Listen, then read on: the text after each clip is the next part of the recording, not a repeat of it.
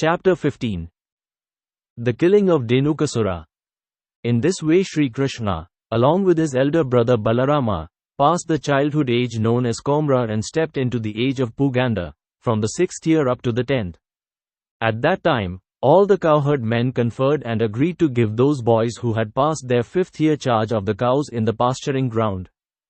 Given charge of the cows, Krishna and Balarama traversed Vyārendavana, purifying the land with their lotus footprints. Accompanied by the cowherd boys and Balarama, Krishna brought forward the cows and played on his flute as he entered the forest of Vyārendavana, which was full of flowers, vegetation and pasturing grass. The Vyārendavana forest was as sanctified as the clear mind of a devotee and was full of bees, flowers and fruits. There were chirping birds and clear water lakes, with waters that could relieve one of all fatigue. Sweet-smelling breezes blew always, refreshing the mind and body. Krishna, with his friends and Balarama, entered the forest and, seeing the favorable situation, desired to enjoy the atmosphere to the fullest extent. Krishna saw all the trees, overloaded with fruits and fresh twigs, bending down to touch the ground as if welcoming him by touching his lotus feet. He was very pleased by the behavior of the trees, fruits and flowers, and he began to smile, realizing their desires. Krishna then spoke to his elder brother Balarama as follows: "My dear brother, you are superior to all of us, and your lotus feet are worshipped by the demigods. Just see how these trees, full with fruits and flowers, have bent down to worship your lotus feet. It appears that they are trying to get out of the darkness that has obliged them to accept the form of trees. Actually, the trees born in the land of Vyārendavana are not ordinary living entities.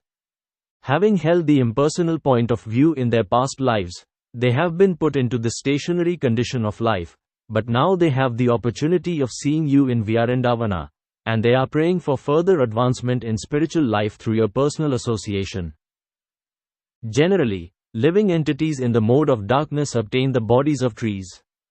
The impersonalist philosophers are in that darkness, but they eradicate it by taking full advantage of your presence. I think the drones that are buzzing all around you must have been your devotees in their past lives. They cannot leave your company because no one can be a better, more affectionate master than you. You are the supreme and original personality of Godhead, and the drones are just trying to spread your glories by chanting at every moment. I think some of them must be great sages, devotees of your lordship, and they are disguising themselves in the form of drones because they are unable to give up your company even for a moment. My dear brother, you are the supreme worshipable Godhead. Just see how the peacocks are dancing before you in great ecstasy. The deer, whose behavior is just like that of the gopis, are welcoming you with the same affection.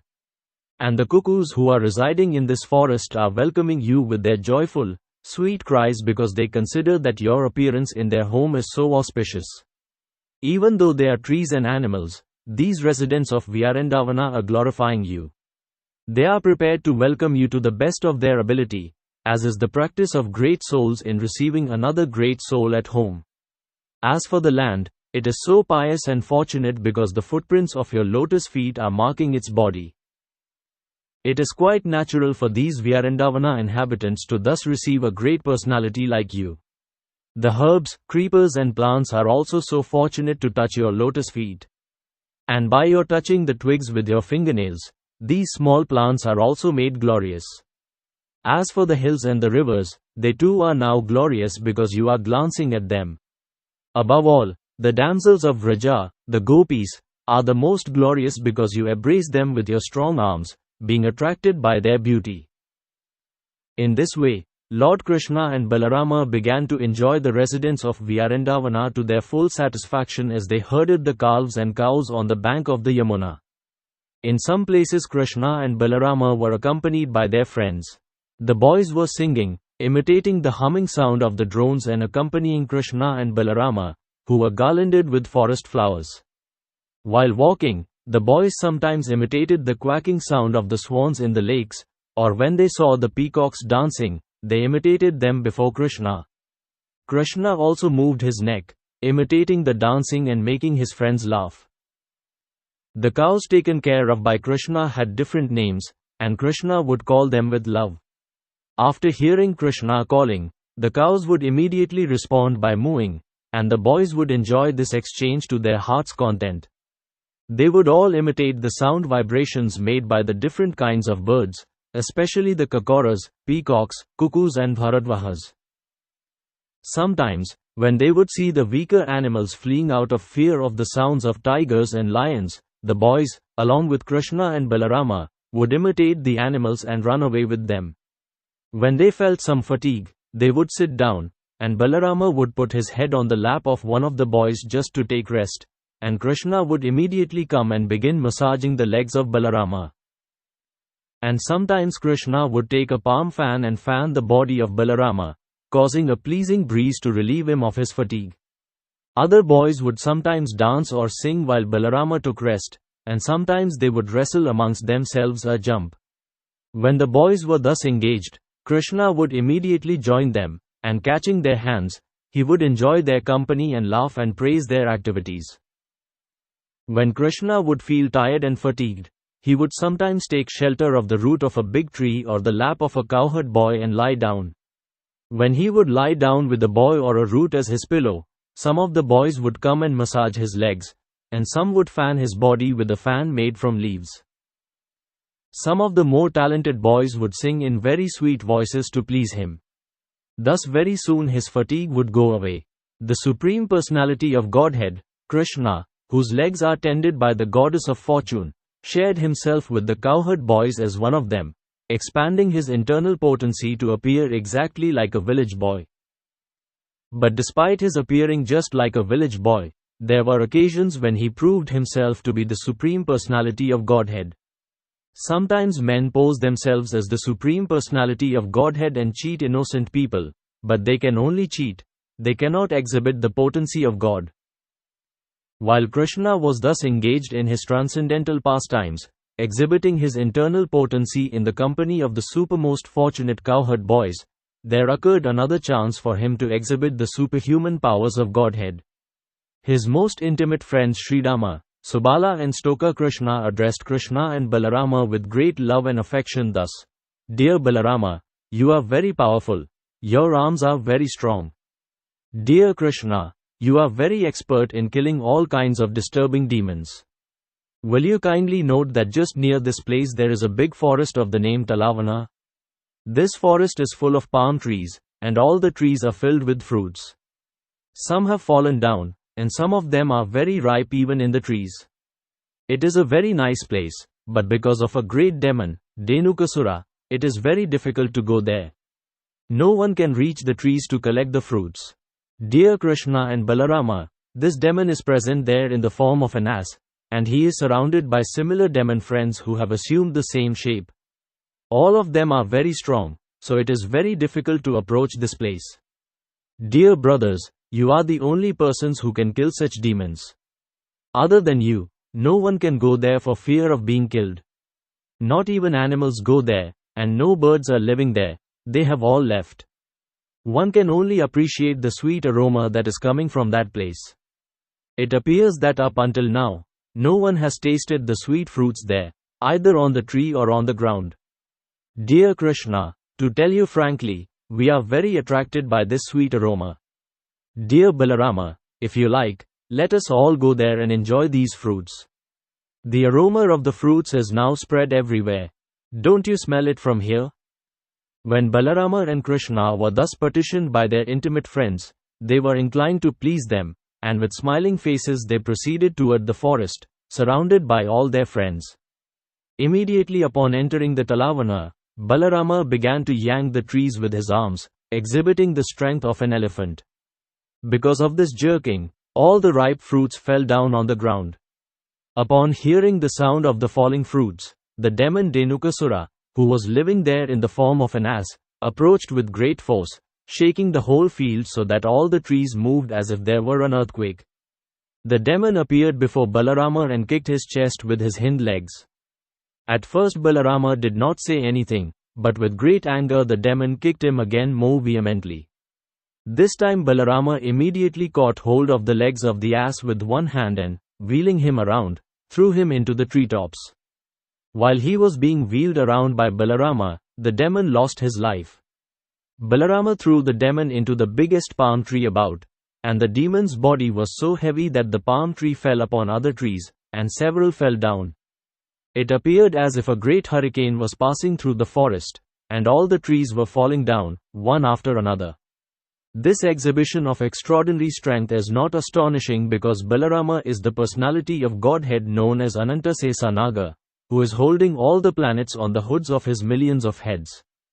He maintains the whole cosmic manifestation exactly as horizontal and vertical threads hold the weaving of a cloth. After the demon had been thrown into the trees, all the friends and associates of Dhenukasura immediately assembled and attacked Balarama and Krishna with great force. They were determined to retaliate and avenge the death of their friend. But Krishna and Balarama caught each of the asses by the hind legs and, exactly in the same way, wheeled them around. Thus they killed all of them and threw them into the palm trees. Because of the dead bodies of the asses, there was a panoramic scene. It appeared as if clouds of various colors were assembled in the trees.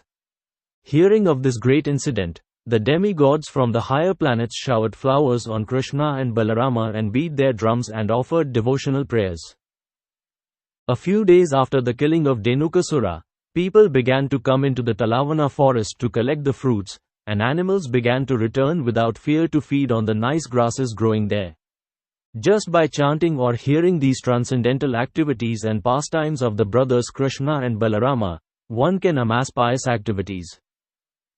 When Krishna and Balarama entered the village of Vyārendavana along with their friends, they played their flutes, and the boys praised their uncommon activities in the forest.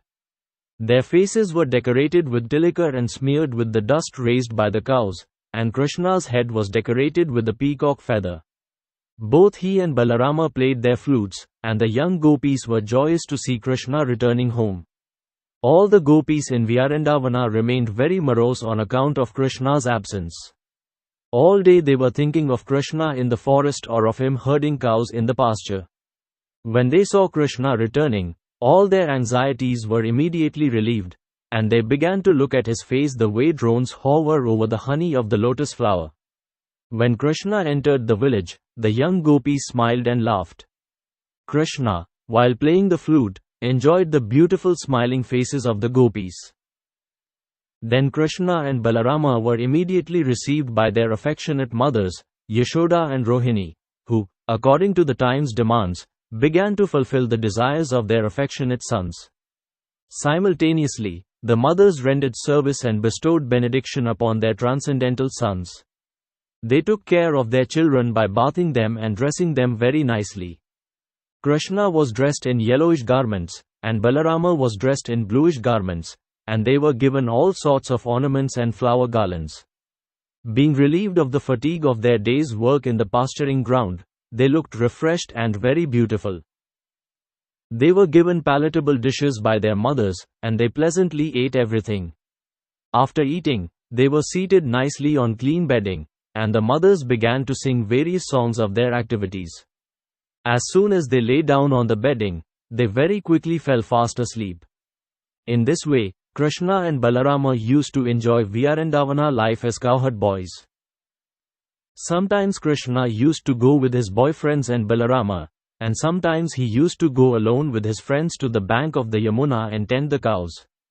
Gradually, the summer season arrived, and one day, while in the field, the boys and cows became very thirsty and began to drink the water of the Yamuna. The river, however, had been made poisonous by the venom of the great serpent known as Kaliya. Because the water was so poisonous, the boys and cows became visibly affected immediately after drinking. They suddenly fell down on the ground, apparently dead. Then Krishna, who is the life of all that lives, simply cast his merciful glance over them, and all the boys and cows regained consciousness and began to look at one another with great astonishment. They could understand that by drinking the water of the Yamuna they had died and that the merciful glance of Krishna had restored their lives. Thus they appreciated the mystic power of Krishna, who is known as Yogeshwar, the master of all mystic yogis. Please subscribe our channel for more videos.